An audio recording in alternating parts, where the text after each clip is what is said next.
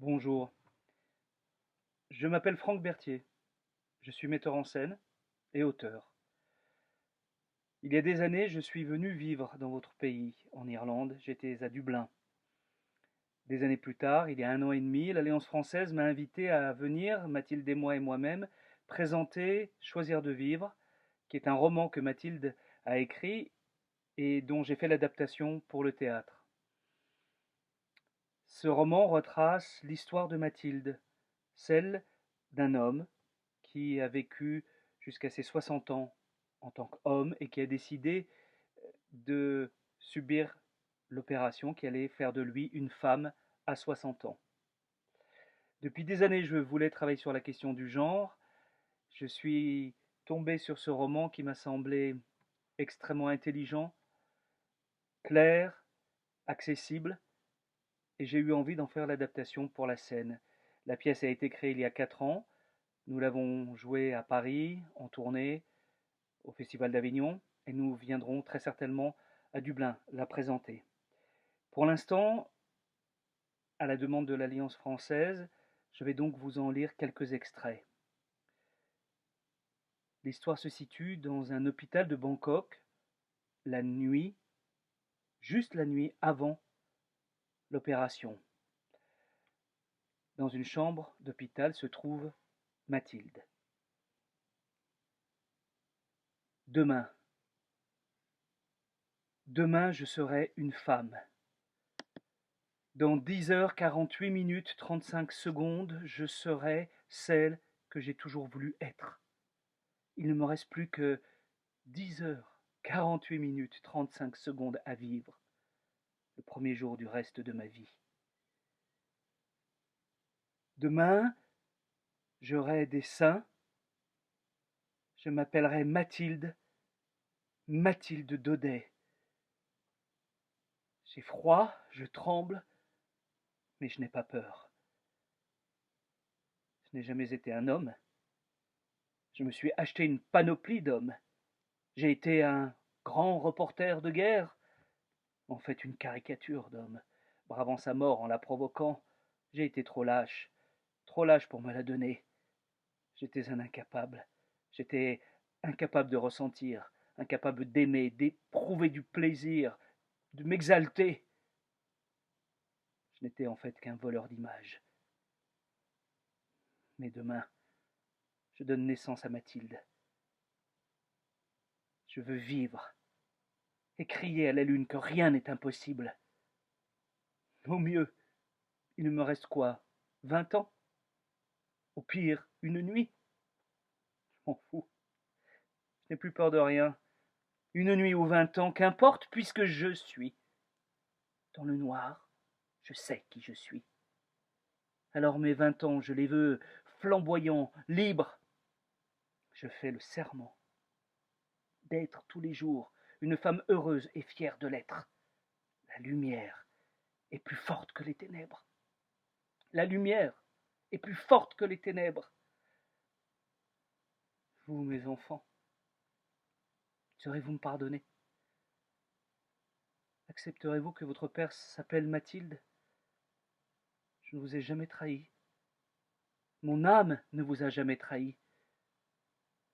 Je disparais pour mieux renaître. Vivre comme un homme est insupportable. Alors j'ai pris cette décision, même si le choix est dangereux, difficile. C'est un choix optimiste, parce que c'est celui de la vie. Que jamais, au grand jamais, je ne sois privé de vous. Saurez-vous aimer Mathilde? Elle est douce, vous savez, tendre, elle est drôle. Je crains tellement de vous perdre. Ce soir, moi qui suis obsédé du beau, je me trouve si laid. C'est l'histoire d'un cerveau qui a été abusé, aussi simplement que cela. La fin de la vie est bien la mort, mais la mort fait partie de la vie. Elle en est juste une ultime étape. Pourquoi alors la transformer en un tunnel obscur et mystérieux? débouchant sur des rêves porteurs d'espoir stupides. Une fin n'est pas la fin.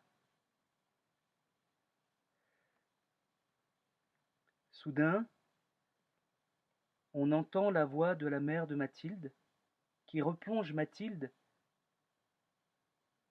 à l'âge de 12 ans. La voix de la mère. Mais ça n'a aucun intérêt pour toi, c'est une robe pour ta sœur, va donc finir ton travail, ça évitera d'avoir encore des soucis avec ton père. Blanche, je l'aurais portée. Blanche. Ni beige ni grise, parce que beige, ils exagèrent. Je ne suis pas beige, je suis blanche. J'irai blanche au bal, moi aussi, parce que, franchement, mes shorts beige trop grands pour moi, ils exagèrent. Maman me dit toujours que je suis un poulpeau qui se salit et que ce n'est pas la peine de m'habiller autrement. Mais blanche, blanche, je la veux comme celle d'une reine. Maman, mais fais-moi une robe blanche, comme celle de ma sœur. La voix de la mère. Mais ne sois pas stupide et cesse de dire des bêtises. On va être en retard pour la messe. En défiance, Mathilde prend son drap du lit, comme elle le faisait enfant, et s'en fait une robe. Je l'ai, ma robe. Je suis remis dans Sissi impératrice, Milady, plus belle que Raquel Welch. Je cours dans les champs, ma robe au vent, le tissu s'envole. Je m'envole avec lui, mes longs cheveux flottent derrière moi. Je suis une fée au pays des possibles. Soudain, un nouveau souvenir jaillit de la mémoire de Mathilde. Une photographie très précise de ses 10 ans. Dans l'armoire ancienne, je regarde la grosse clé face à moi qui n'attend que ma main pour être tournée. C'est affreux que cette porte peut grincer. Je sors la robe, elle est lourde. Je dois garder le bras levé pour éviter qu'elle ne touche le sol. Je la dépose doucement sur le lit et je la contemple. Elle est magnifique. Encore beaucoup plus belle que je l'avais imaginée, malgré les papiers de soie qui la dissimulent en partie, épingles blancs tout le long de l'ourlet.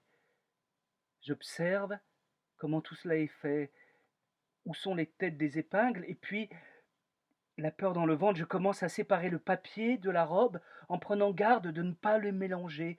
Vite, je me déshabille et nu, j'ai placé la robe devant moi, dans la glace. L'effet est spectaculaire. Je ne résiste pas, je tire sur la fermeture éclair. L'intérieur ressemble à un écrin rose brillant, plus soutenu que l'extérieur.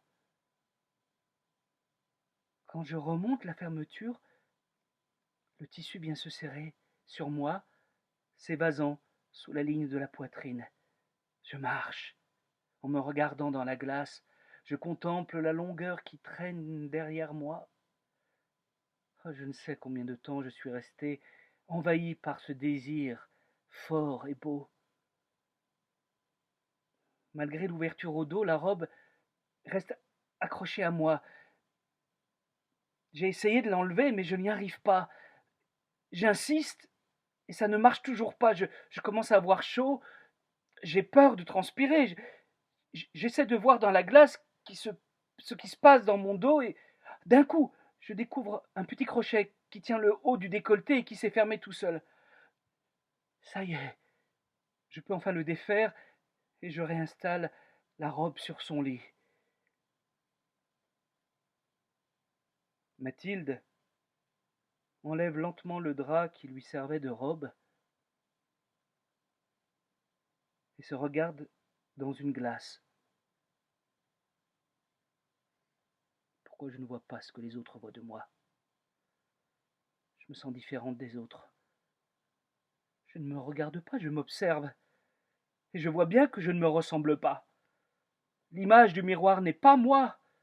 Je suis un autre, caché derrière cet autre, invisible à tous. J'hurle que j'existe, mais personne ne m'entend.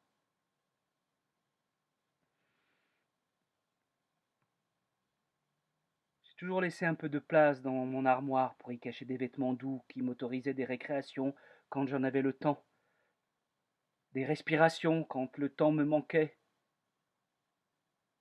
Qui viendrait regarder ce qui se cache dans une boîte de balles de tennis, abandonnée au fond d'une valise? J'étais devenu un mensonge vivant. J'avais atteint des sommets dans l'art de la dissimulation. Je m'en suis caché jusqu'à l'asphyxie. La seule normalité des humains, c'est qu'ils sont tous différents.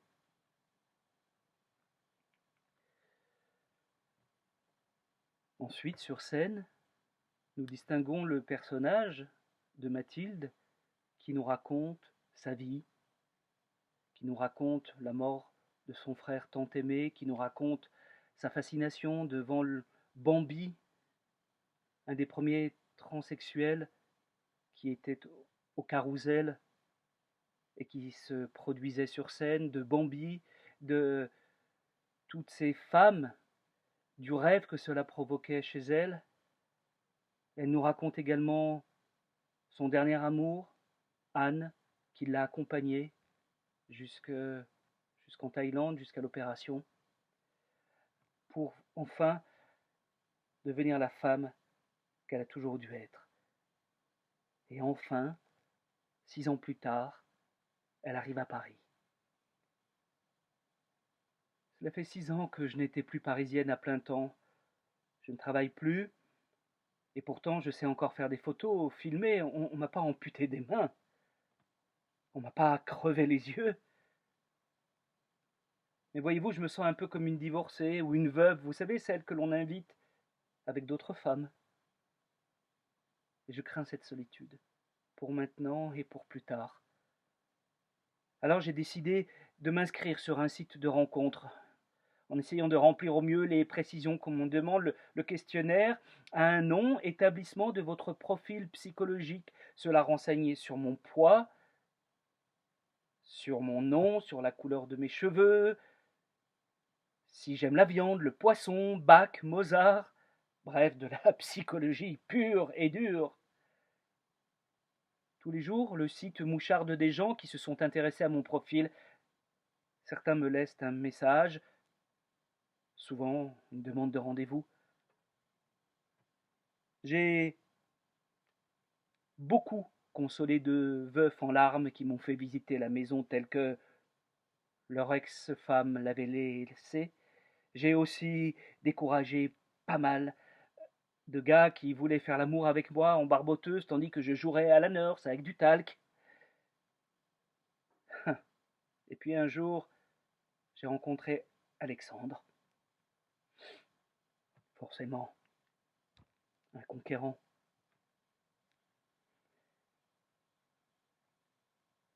Nous nous sommes beaucoup vus. J'ai décoré sa maison. Il voulait que je me sente chez lui. Il m'a même acheté une machine à laver la vaisselle pour éviter que je m'abîme les mains.